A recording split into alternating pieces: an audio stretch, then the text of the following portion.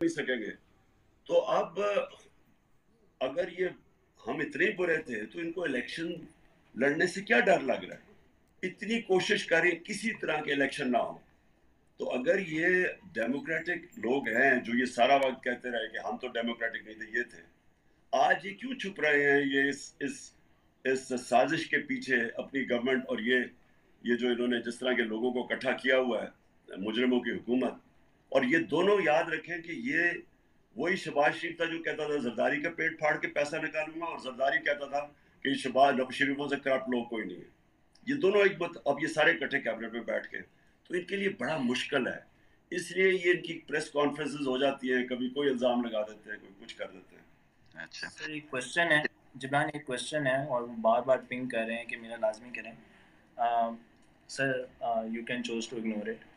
Question ये है कि 36 में से 24 वजीर जो हैं वो बेल पे रिहा हैं, तो क्या आपको लगता है कि ये इस वजह से है क्योंकि अदालतें 24 घंटे काम कर रही हैं? देखिए ये बड़ा इम्पोर्टेंट है, मैं अपनी सारी कौम के सामने कहना चाहता हूँ। देखिए, एक तो जो फौज का इदारा है, कभी इसके खिलाफ बात ना करें, क्योंकि फौज एक ऐसी चीज़ है जो अगर हमारी फौज ना होती तो ये मुल्क में नहीं रहना था। इमरान खान से ज़्यादा इस मुल्क को ज़रूरत पाकिस्तानी फ़ौज की है, और हमें हमेशा इस इदारे को इसकी मजबूती के लिए हमें बात करनी चाहिए। और हमारे जो दुश्मन है वो मुसलसल इसको अटैक करते हैं, बल्कि ये दोनों जो prime minister, ex prime minister और प्रेसिडेंट, वो जरदारी और नवाज शरीफ, इन दोनों ने अपनी फ़ौज को अंडरमाइन करने की कोशिश की है। ये जब गवर्नमेंट में भी थे इन्होंने अंडरमाइन किया उसको। इन्होंने गवर्नमेंट में रहते हुए वो डॉन लीग्स क्या थी, डॉन लीग्स वो हिंदुस्तान के साथ कह रहे थे कि जी हमारी फौज की वजह से हम दोस्ती नहीं हो रही। और जो मेमो गेट था वो क्या था, वो अमेरिका को कह रहा था जरदारी अपने और हुसैन अकाली के जरिए कि उसको जरदारी को अपनी फौज से बचाएं। ये वो लोग हैं। और ये पर बाहर जब नवाज शरीफ निकाला गया तो उसने सारा पूरा आर्मी चीफ और उनके ऊपर अटैक कर दिया। देखें, हमें ये बड़ा समझना चाहिए कि हमारे दुश्मन चाहेंगे कि हमारी फौज कमज़ोर हो जाए, और मैं आपको यकीन दिलाता हूँ कि अगर हमारी फौज ना होती ये मुल्क के 3 टुकड़े हुए होते। जो दूसरी है हमारी अदलिया, मैं अदलिया की, आज़ाद अदलिया के लिए जेल में गया था, एक ही दफ़ा ज़िंदगी में जेल देखा, उसके लिए मैंने देखा। ये मुल्क, जो मैं रूल ऑफ लॉ की बात करता हूँ, जब तक इस मुल्क में हमारा अदालती निज़ाम मजबूत नहीं होता और ये ताकतवर को कानून के नीचे नहीं लेके आता, तो ये हमारा मुल्क का जो पोटेंशियल, बहुत पोटेंशियल है, ये मैंने जितना अंदर हुकूमत में आके देखे, हम कुछ भी बन सकते हैं, लेकिन हमारे सामने सबसे बड़ी रुकावट ये है रूल ऑफ लॉ। ताकतवर को हमारा जो जस्टिस सिस्टम है वो कानून के नीचे नहीं ला सकता। और ये हमारा ही मसला नहीं है, ये सारी डेवलपिंग वर्ल्ड का ये मसला है। जितने भी गरीब मुल्क, जितने गुर्बत है, वह मसला ये एक है कि उधर भी नवाज शरीफ बैठे हुए और जरदारी बैठे हुए हैं, उनके केसेस ही नहीं होते, वो 30 साल से करप्शन कर रहे हैं, लेकिन हमारा इंसाफ का निज़ाम उनको जेलों में नहीं डाल सकता और उनको कन्विक्ट नहीं कर सकता। और ये क्योंकि उनको नहीं कर सकता, उनके नीचे भी लोग जो हैं वो सब। और फिर जो सबसे बड़ा अगला नुकसान क्या है, अगला नुकसान ये है कि जो छोटा चोर चोरी करता है वो क्या करेगा, वो भैंस चुरा लेगा, मोटरसाइकिल चला लेगा, वो लोगों को मुश्किल होती है, मुल्क को नुकसान नहीं करता। जब ये बड़े डाकू चोरी करते हैं, क्योंकि इतने ज्यादा पैसा ये चोरी करते हैं, वो बिस्तर के नीचे तो नहीं रख सकते, वो बैंक में डालेंगे तो सबको पूछेंगे कि किधर से आया पैसा, लिहाजा ये मुल्क से बाहर पैसा भेजते हैं और ये दुगना नुकसान करते हैं। एक ज्यादा पैसा चोरी ये करते हैं, दूसरे जब ये मुल्क से बाहर भेजते हैं तो उससे बड़ा नुकसान करते हैं, क्योंकि फिर रुपए के ऊपर प्रेशर पड़ जाता है। जब आप डॉलर्स खरीद के बाहर भेजेंगे तो डॉलर के ऊपर, जब डॉलर कम होगा तो रुपए की कीमत गिरनी शुरू हो जाएगी, जब रुपया गिरता है महंगाई बढ़ जाती है, माशरे में गुर्बत आती है। इसलिए रूल ऑफ लॉ के बगैर एक माशरा खुशहाल नहीं हो सकता। ठीक है, अच्छा, एक डॉक्टर नाज, आप प्लीज अपना माइक अनम्यूट करें।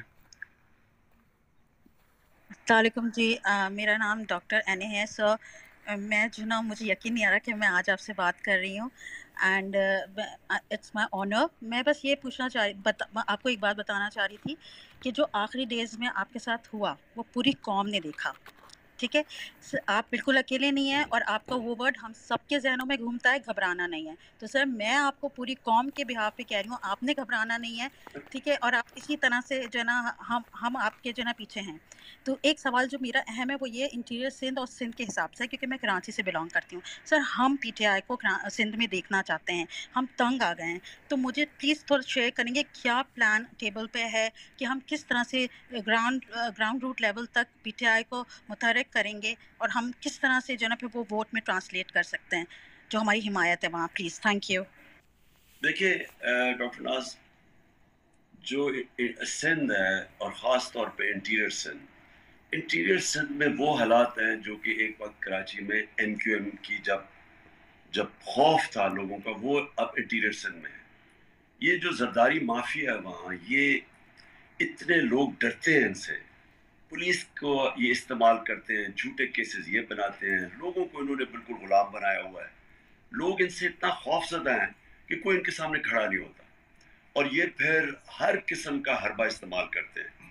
और इसलिए ये इन्होंने, इसके बावजूद कि सबसे ज़्यादा पाकिस्तान में करप्शन है, सिंध में सबसे ज़्यादा वहाँ अंडर डेवलपमेंट है, गुर्बत ज़्यादा इंटीरियर सिंध में है, लेकिन वो लोग इनसे इतना खौफजदा है कि कोई खड़ा नहीं होता। तो मैं इंशाल्लाह इस बारी जब इलेक्शन है, मैंने पूरा इरादा किया हुआ कि इंटीरियर सिंध की मैं कैंपेन करूँगा, और मैं उनके जितनी ज़्यादा आज़ादी या हकीकी आज़ादी की इंटीरियर सिंध में ज़रूरत है, शायद बाकी पाकिस्तान में नहीं है। तो इंशाल्लाह मैं पूरी कैंपेन करूँगा इस बारे आगे। सर एक क्वेश्चन ये है, जिब्रान आप अगला स्पीकर ले आए, मैं तब तक क्वेश्चन कर रहा हूँ जी बिल्कुल। कि अभी जो एक रिलेशन बना है इम्पोर्टेड गवर्नमेंट का, इसमें एक बहुत ज़्यादा डायनेस्टिक रूप आया है, डायनेस्टिक पार्टीज़ हैं और उस पर एक बहुत ज़्यादा आवाम का रिएक्शन आया है। सो द क्वेश्चन इज़ कि इन पार्टीज़ के अंदर जो इतनी बड़ी पार्टीज़ हैं, इनमें से इस चीज़ के ख़िलाफ़ रिएक्शन क्यों नहीं आता? कि क्या वजह है कि शरीफ जो है वो पीएम बनेगा तो दूसरा सीएम बनेगा, चाहे केसेस हो चाहे कुछ हो। तो इन क्वेश्चन इज कि इन पार्टीज, आपका क्या ख्याल है इन पार्टीज से क्यों नहीं रिएक्शन आता? देखिए, सबसे पहले तो ये दोनों पार्टीज बड़ी पार्टीज नहीं अब रह गई, ये बड़ी पार्टीज थी। पीपल्स पार्टी सबसे बड़ी पार्टी थी पाकिस्तान में, वो एक नेशनल पार्टी थी। ये अब सिर्फ इंटीरियर सिंध की पार्टी रह गई। और जो नून लीग थी वो भी एक वक्त पे उसने सारा जो राइटिस्ट वोट था वो खींच के वो इसने एक दफा 2/3 अक्सरियत ली थी, वो भी अब सेंट्रल पंजाब की पार्टी रह गई। और उसकी सबसे बड़ी वजह ये है कि ये फैमिली पार्टीज है, और एक तो पब्लिक के अंदर वो लोग सोचते हैं कि सिवाय इनके खानदान के इनको और कोई नजर ही नहीं आता।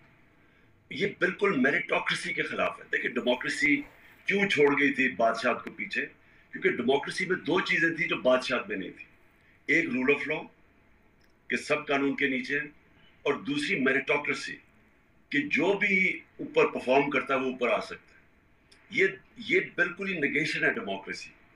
ना इनके अंदर कोई रूल ऑफ लॉ है, ये सारे इनके ऊपर करप्शन के केसेस है 30 साल से, और ये ऊपर बैठे हुए हैं।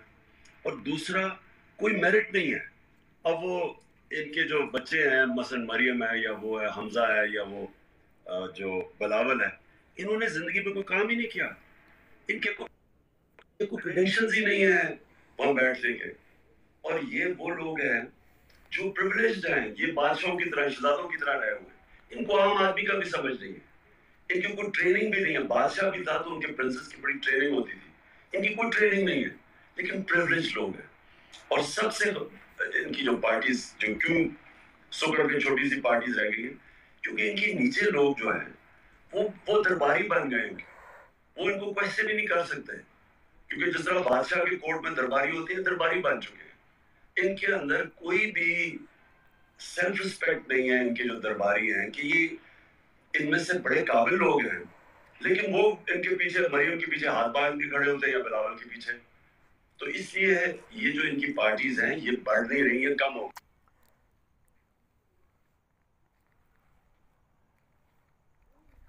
पार्टी रह गई है। क्योंकि तहरीक इंसाफ में कोई फैमिली नहीं है, इमरान खान के रिश्तेदार नहीं है, या मेरिटोक्रेसी है, मुराद सईद जैसा आदमी ऊपर आ सकता है, अली मोहम्मद आ सकता है, जो भी हमारी जो परफॉर्म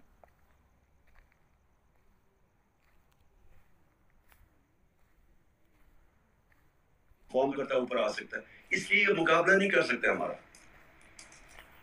جی جبران. اور جو رہ گئے ہیں یہ جو 5%